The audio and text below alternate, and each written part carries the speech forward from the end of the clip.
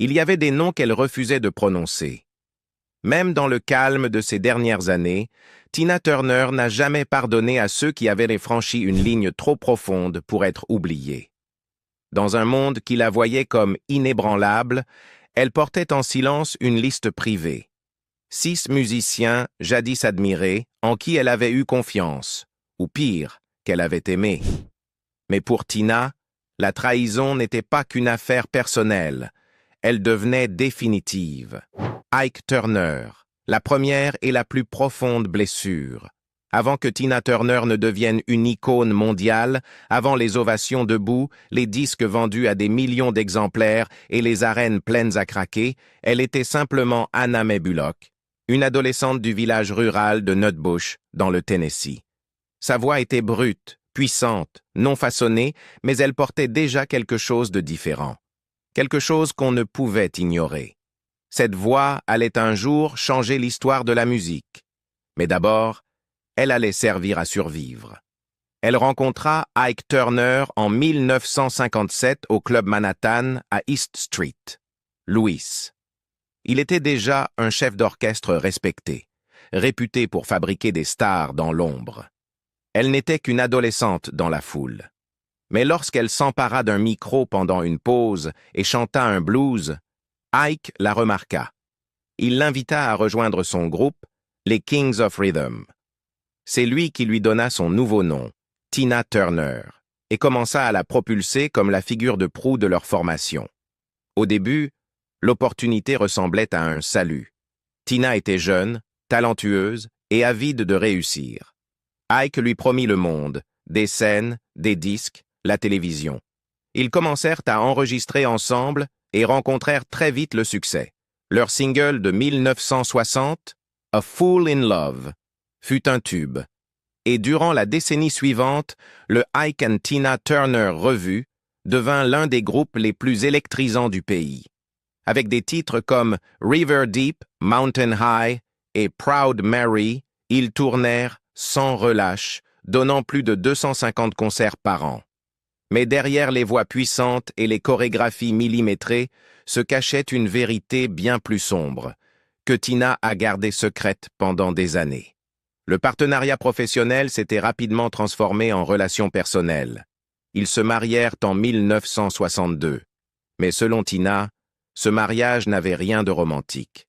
C'était une cérémonie bâclée à Tijuana, suivie d'une nuit humiliante dans un bordel, une expérience qu'elle n'a rendue publique que bien plus tard. Leur mariage n'était pas fondé sur l'amour, il reposait sur le contrôle. Ike gérait chaque aspect de la vie de Tina. Son nom de scène, qu'il avait légalement déposé afin de pouvoir la remplacer si elle partait, son argent, ses costumes, son emploi du temps. Il était violent, paranoïaque et dépendant à la cocaïne. Il la battait avec tout ce qui lui tombait sous la main, cintres, chaussures, poings. Un jour, il lui jeta du café brûlant au visage, provoquant des brûlures. Il la violait après les coups et l'emprisonnait psychologiquement par des insultes, des menaces et des humiliations constantes.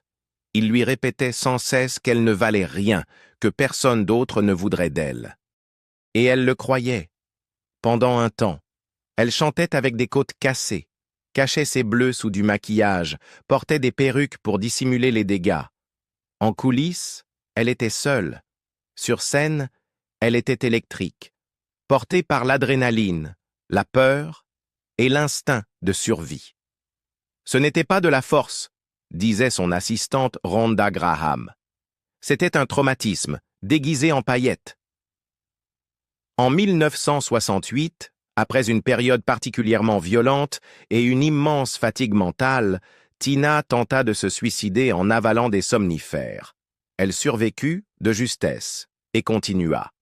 Mais la fissure dans l'illusion était désormais ouverte. Enfin, en juillet 1976, lors d'une tournée à Dallas, tout s'effondra. Après une énième agression dans leur limousine, Tina s'enfuit.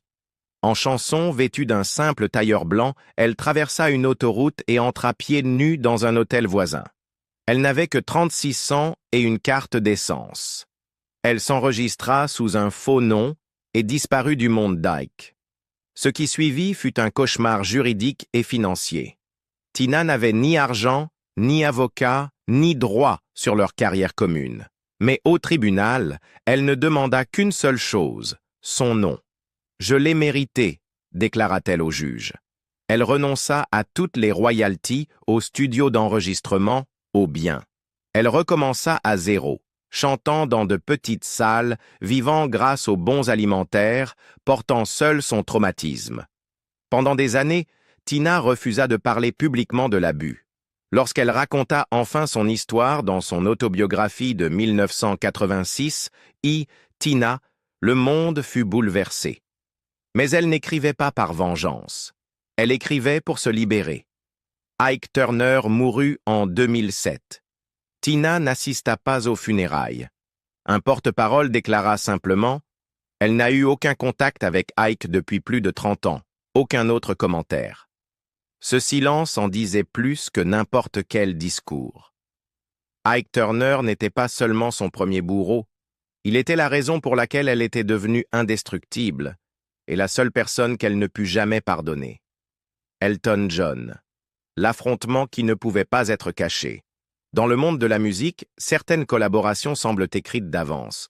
Tina Turner et Elton John, deux titans de la scène, du charisme et du talent brut, étaient censés briller ensemble. Tous deux avaient redéfini ce que signifiait être un artiste en live. Tous deux avaient survécu aux tempêtes, brisé les frontières et tenu bon dans une industrie impitoyable. Alors, lorsqu'un concert télévisé marquant le passage au nouveau millénaire proposa une collaboration entre eux, la réaction fut unanime, ce serait historique. Mais toutes les scènes ne sont pas faites pour l'harmonie, et toutes les légendes ne jouent pas selon les mêmes règles. En 1999, Tina avait 60 ans et était toujours inarrêtable. Sa tournée 24/7 allait devenir la plus lucrative de l'année. Elton, lui aussi, était en pleine renaissance, remplissant des arènes, poursuivant son héritage en tant que l'un des artistes les plus flamboyants et respectés du monde. L'idée était de les réunir pour un duo spécial dans le cadre d'un grand concert télévisé célébrant le nouveau millénaire. Mais en coulisses, la collaboration commença à se fissurer bien avant que les caméras ne tournent. Tina avait toujours été reconnue pour sa discipline. Elle attendait professionnalisme, précision et respect mutuel à chaque répétition. Elle avait traversé trop d'épreuves pour tolérer moins. Elton, malgré son génie, avait un autre rythme, plus relâché, plus improvisé, entouré d'un entourage peu habitué à entendre « non ». Leurs répétitions devinrent un champ de bataille. Selon une choriste présente à la séance, Tina interrompit le groupe en plein morceau lors d'une des premières répétitions. Le tempo n'était pas bon. Les transitions manquaient de fluidité. Et surtout, Elton n'était pas pleinement impliqué. Elle s'adressa directement à lui. « Il faut qu'on resserre ça. » Son ton n'était pas agressif, juste clair. Mais Elton explosa. Il l'accusa d'agir comme un sergent instructeur, d'être trop autoritaire, trop rigide. Il aurait déclaré « Elle est impossible à côtoyer ». La pièce devint silencieuse. Puis vinrent les cris, les portes claquées. À un moment, un pied de micro fut renversé et brisé au sol. Ils terminèrent de la répétition quelques jours plus tard, mais le mal était fait. La chimie ne revint jamais. Sur scène, ils souriaient, mais leurs regards ne se croisaient jamais. Chaque geste était chorégraphié, chaque mot répété. Ce n'était qu'une performance, rien de plus. Elton parle plus tard de l'expérience à la radio. Lorsqu'on lui demanda comment c'était de travailler avec Tina, il rit à moitié et la qualifia de difficile. Mais Tina ne dit rien publiquement, ni en interview, ni dans ses livres, même lorsque les journalistes la questionnèrent des années plus tard. Son silence, comme toujours, en disait bien plus qu'un gros titre. Ceux qui la connaissaient savaient ce qu'elle pensait réellement. Elle le trouvait brillant, mais fragile, confia à un ami de longue date. Elle respectait son talent, mais pensait qu'il laissait son ego saboter sa grandeur. Pour elle, l'art, c'était du feu et de la concentration, pas du clinquant et des caprices. Ce n'était pas la tension qui dérangeait Tina, c'était le manque de respect. Après tout ce qu'elle avait surmonté, Ike, l'industrie, le racisme et le sexisme, elle avait gagné le droit d'être prise au sérieux. Pas idolâtrée, pas adulée, juste respectée. Et quand Elton ne répondit pas à cette attente, la porte se referma, discrètement. Elle ne retravailla jamais avec lui, ne reparla jamais de lui. Pour Tina Turner, ce n'était pas une rancune, c'était de la survie. Madonna, l'inspiration sans le respect. Au milieu des années 1980, Tina Turner avait accompli l'impossible. Elle avait reconstruit sa carrière à partir de rien, sans manager, sans mari, sans maison de disques pour lui dicter qui elle devait être. À 44 ans, elle sortait Private Dancer, un album qui se vendit à plus de 10 millions d'exemplaires et donna naissance à une série de tubes. What's Love Got to Do With It? Better Be Good to Me, Private Dancer.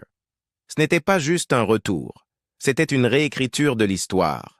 Mais alors que Tina consolidait sa légende, une voix plus jeune s'élevait, plus bruyante, plus provocante, sans aucune excuse. Madonna n'était pas qu'une pop star, c'était une tornade, et les médias adoraient la comparaison.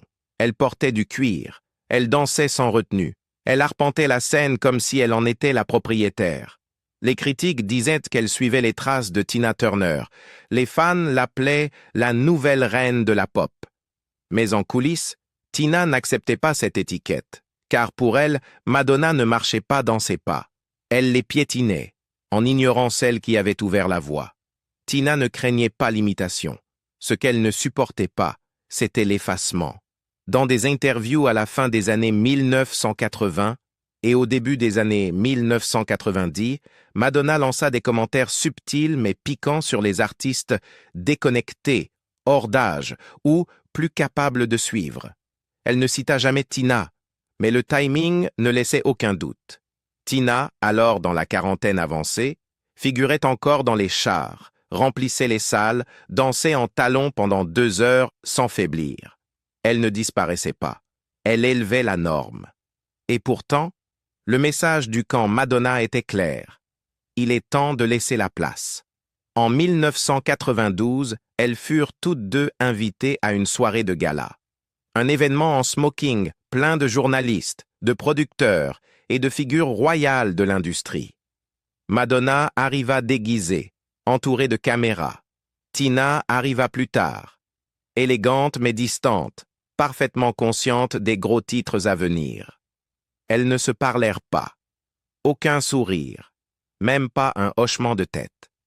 Un journaliste nota à quel point les organisateurs avaient pris soin de les asseoir loin l'une de l'autre. Un autre murmura que Tina avait spécifiquement demandé aucune interaction. Lorsqu'on lui demanda plus tard si elles avaient envisagé une collaboration, Tina répondit simplement « Nous faisons des choses différentes. » Rien d'autre. Pas de querelle, pas de rumeur, juste un silence, tranchant, clair, définitif. Mais ce n'était pas une affaire de personnalité. C'était une question de principe. Tina Turner s'était battue pour redéfinir ce que pouvait être une femme dans la musique. Elle n'était pas devenue star à 20 ans. Elle était devenue légende à 40. Elle avait prouvé que le pouvoir ne s'éteint pas avec l'âge, que la sensualité ne se périme pas, que survivre peut être magnifique. Et quand elle vit une star plus jeune rejeter ce message, ce n'était pas seulement blessant. C'était un affront à tout ce pourquoi elle s'était saignée.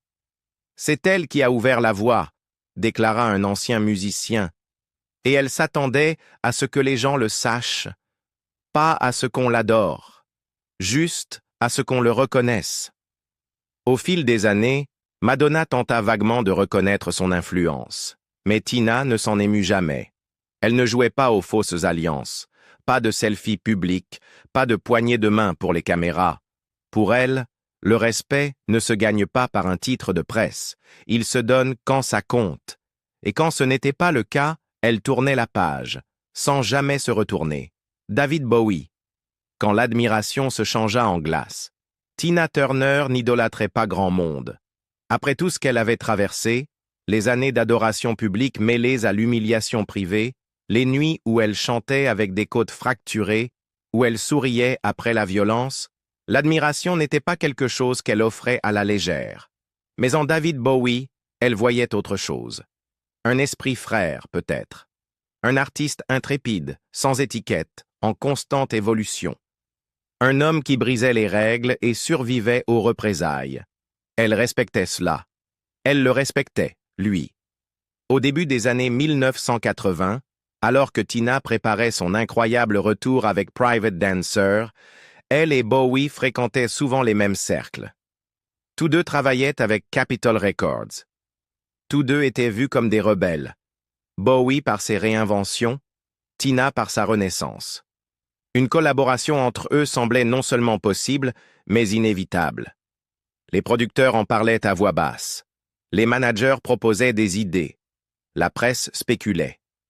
Bowie lui-même faisait l'éloge de Tina en interview, la qualifiant de « l'une des voix les plus captivantes du rock ». Tina était ouverte à l'idée. Elle faisait confiance à son talent. Elle pensait qu'il comprenait ce que signifiait survivre dans une industrie qui broyait et effaçait des gens comme elle. Puis vint 1983. Cette année-là, lors d'une soirée privée de l'industrie à Londres, organisée par un grand cadre de maison de disques, Tina et David se retrouvèrent dans la même pièce. Cela aurait dû être une rencontre d'esprit. Ce fut plutôt une rupture silencieuse. Selon un ancien cadre de Capitol Records présent ce soir-là, Bowie buvait déjà. Il était charmant, bruyant, entouré d'admirateurs. La conversation dériva vers l'image, la célébrité et le prix du succès. Puis Bowie fit une blague. Il fit allusion au passé de Tina avec Ike, sa blessure la plus intime, la plus douloureuse, et rit en disant quelque chose comme « Eh bien, ça forge le caractère, non ?» Tina se trouvait à seulement quelques mètres. Elle ne cria pas. Elle ne le confronta pas. Elle ne prononça même pas un mot. Elle se contenta de sourire, ce sourire poli et crispé qui cachait bien plus qu'il ne montrait, et quitta la pièce. Ce soir-là, elle prit une décision. Elle ne répondit plus jamais à ses appels, confirma plus tard un collaborateur. Elle n'a pas crié, elle n'a pas explosé. Elle a juste décidé, c'est fini. Dans les années suivantes, l'équipe de Bowie insista. On proposa des concepts, des sessions studio, mais Tina refusa systématiquement. Lorsqu'un producteur tenta de la faire changer d'avis, sa réponse fut brève et définitive. « Ce n'est pas prévu, ne me reposez jamais la question. » Elle ne parla jamais publiquement de l'incident, ni en interview, ni dans ses livres. Mais ceux qui la connaissaient savaient que ce silence était intentionnel. Pour Tina, ce que Bowie avait fait n'était pas une simple remarque déplacée. C'était une trahison, une piqûre de rappel que même ceux qu'on admire, même ceux qui, comme elle, avaient survécu, pouvaient réduire votre douleur à une blague, d'une seule phrase. Elle avait survécu à Ike, à l'industrie, à ceux qui la disaient « fini », et à travers tout cela, elle avait conservé sa dignité. Mais ce soir-là, Bowie avait transformé son traumatisme en punchline. Et pour Tina Turner, il n'y avait pas de retour possible après ça. Le pardon n'était pas un automatisme pour elle. Il se méritait. Et en 1983, David Bowie le perdit en 5 secondes. Aretha Franklin. Une sororité qui n'a jamais existé. Dans l'univers de la soul, 2 noms dominaient tout, Tina Turner et Aretha Franklin. 2 puissances vocales, 2 icônes. Et pendant des décennies, 2 femmes couronnées par le monde, la reine du rock'n'roll et la reine de la soul. Mais derrière les couronnes, se cachait une tension sourde. Jamais scandaleuse, jamais explosive, mais toujours là. Il n'y eut ni cri en coulisses, ni drame public. Juste un silence, froid, calculé et persistant. Leur carrière avait toujours évolué en parallèle. À la fin des années 1960 et au début des années 1970, Aretha régnait sur les chars gorgés de gospel, tandis que Tina, avec Like and Tina Turner revue, électrisait les scènes avec son énergie brute et son style inclassable. Toutes 2 avaient brisé les attentes sur ce que les femmes noires pouvaient accomplir dans l'industrie musicale. Toutes 2 avaient grandi dans un monde qui ne voulait couronner qu'une seule reine. Mais lorsque Tina commença à s'émanciper de l'ombre d'Ike Turner pour affirmer sa carrière solo, une ligne se traça silencieusement. Les murmures d'un conflit s'amplifièrent en coulisses. Pour certains, c'était inévitable. Deux reines ne partagent pas un trône. Pour d'autres, c'était personnel. Selon plusieurs sources, tout aurait commencé lors d'une répétition pour une cérémonie de remise de prix à New York en 1971. Les deux femmes figuraient sur le même programme. L'ambiance était tendue. Personne ne savait qui clôturerait la soirée. Pendant une pause, Aretha aurait dit à un collègue à propos de Tina, « Elle crie, moi, je chante. » La phrase ne fut jamais imprimée dans les magazines, mais elle voyagea, des loges aux bus de tournée, des studios aux coulisses. Tina l'entendit, et elle ne l'oublia jamais. Elle ne répondit pas publiquement. Elle ne se défendit pas en interview. Ce n'était pas son style. À la place, elle laissa ses performances parler pour elle. Chaque standing ovation, chaque salle comble, chaque show télévisé, c'était sa réplique. En 1983, des producteurs proposèrent un duo aux Grammy Awards entre les deux chanteuses. Aretha accepta. Tina refusa. Sans déclaration, sans explication. Juste un refus silencieux. Ceux qui la connaissaient savaient. Elle ne voyait pas l'intérêt de faire semblant d'embrasser une femme qui, un jour, avait réduit son art à un cri. Au fil des ans, leurs chemins se croisèrent. Galas, concerts caritatifs, cérémonies de l'industrie, mais elles n'échangèrent jamais réellement. Pas de loge partagée, pas de performances conjointes, rien au-delà des politesses les plus formelles. Pour le public, cela ressemblait à un respect mutuel. Mais pour ceux qui connaissaient Tina, c'était bien plus glacial. Elle n'a jamais considéré Aretha comme une amie, confia une ancienne assistante. Il y avait du respect, oui, pour son talent, pour son héritage, mais aucune chaleur. Tina ne faisait pas semblant de créer une sororité. Quand Aretha Franklin mourut en 2018, les hommages affluèrent du monde entier. Tina publia un bref communiqué, la qualifiant de « l'une des véritables grandes » et saluant sa contribution à la musique soul. Mais elle ne l'appela pas sa sœur. Elle ne mentionna aucun souvenir personnel. C'était professionnel, poli, distant. Car pour Tina, la loyauté n'était pas optionnelle. Et une fois la ligne franchie, une fois sa valeur remise en question, elle ne cherchait pas la confrontation. Elle effaçait. La phrase « Elle crie, moi, je chante » devint légendaire dans le monde de la musique. Mais pour Tina Turner, elle devint autre chose. Une frontière. Un point final. Phil Spector. Le silence qui ne s'est jamais brisé. Certaines trahisons ne s'accompagnent ni d'insultes ni de cris. Elles s'annoncent dans le silence. Et pour Tina Turner, le silence était souvent la douleur la plus bruyante. C'est ainsi que ce fut avec Phil Spector. En 1977, Tina traversait l'un des moments les plus fragiles, mais aussi les plus cruciaux, de sa carrière. Elle avait quitté Ike. Elle était enfin libre. Mais elle était aussi ruinée, boycottée et à peine capable de survivre. Elle n'avait plus que son nom, aucun droit d'auteur, aucun soutien de label, aucune équipe de management et très peu d'amis encore prêts à miser sur une femme que l'industrie croyait finie. Puis, un jour, le téléphone sonna. Phil Spector, le producteur aussi génial qu'instable, architecte du célèbre Wall of Sound, s'était intéressé à elle. Il déclara que Tina était la seule voix féminine assez puissante pour chanter le rock comme il devait être chanté. Pour Tina, ce n'était pas qu'un compliment, c'était une bouée d'espoir. Spector lui promit un album complet, liberté créative, accès aux meilleurs musiciens, aux meilleurs ingénieurs, contrôle total sur sa musique. Il réserva un studio à Los Angeles. Les répétitions commencèrent. Des maquettes furent enregistrées.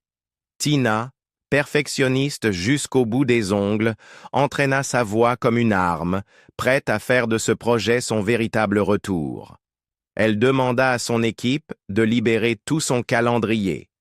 Elle réorganisa tout. Elle y croyait. Mais aussi soudainement que l'opportunité était apparue, elle disparut. Aucun appel, aucune annulation officielle, aucune explication. Un jour, les sessions progressaient. Le lendemain, Phil Spector s'était volatilisé. Les jours devinrent des semaines. Le manager de Tina tenta de le contacter, sans réponse. Le temps de studio fut annulé. Les musiciens furent renvoyés chez eux. Finalement, l'information se propagea à voix basse dans le milieu. Spector avait décidé d'enregistrer avec Ronnie Spector, son ex-femme. Le projet avec Tina était mort, pas reporté, pas reprogrammé, juste mort. Tina fut humiliée. Elle avait tout misé sur ce projet, s'était préparée de toutes ses forces, avait placé sa confiance en un homme au passé instable parce qu'il lui avait offert quelque chose de rare, du respect. Et en retour, elle n'obtint rien. Elle ne s'est pas mise en colère, raconta un ingénieur du son présent lors des premières sessions. Elle n'a rien cassé. Mais je me souviens très bien du moment où elle a compris que c'était fini. Elle est restée figée, a regardé autour d'elle et a simplement dit « ça n'arrivera plus jamais ». Et effectivement, cela ne se reproduisit jamais. Dans les années suivantes, les journalistes lui posèrent parfois des questions sur Phil Spector. Elle n'en parla jamais longuement. Parfois, elle se contentait d'un sourire crispé, d'un haussement d'épaule ou d'un simple mot. Le plus souvent, elle ne disait rien du tout. Pour Tina, ce silence n'était pas une fuite, c'était un rejet. Spector avait franchi une ligne qu'elle évoquait rarement, mais qu'elle appliquait toujours. Ne jamais gaspiller son temps. Après tout ce qu'elle avait enduré, les abus, les trahisons, la reconstruction, son temps n'était pas seulement précieux, il était sacré, et Phil Spector l'avait jeté à la poubelle sans le moindre égard. Même lorsque sa carrière explosa à nouveau dans les années 1980 et 1990, elle ne mentionna jamais son nom. Ni dans les livrets de ses albums, ni dans ses mémoires, ni dans ses interviews.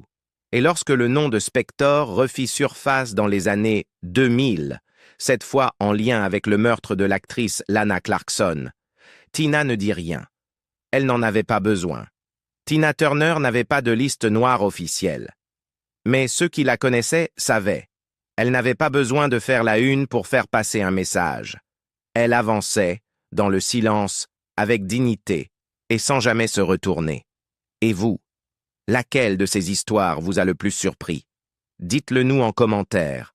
Et n'oubliez pas de liker et vous abonner pour d'autres récits sur les légendes qui ont changé la musique à jamais.